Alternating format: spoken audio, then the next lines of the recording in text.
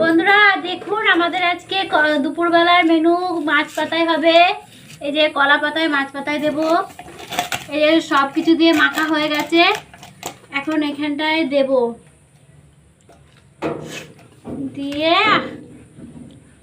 সব জিরা বাটা, লঙ্কা বাটা, তারপরে হলুদ, নুন সব কিছু দিয়ে মাখিয়েছি। মাখিয়ে এরকম এখন সাজিয়ে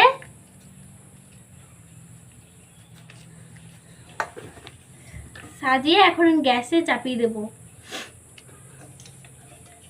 কে কে এরকম মাছ পাতায় খান কমেন্ট করে বলবেন।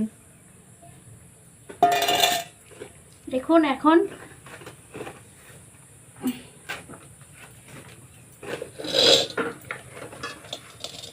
এই কড়াই বসিয়ে দেবো।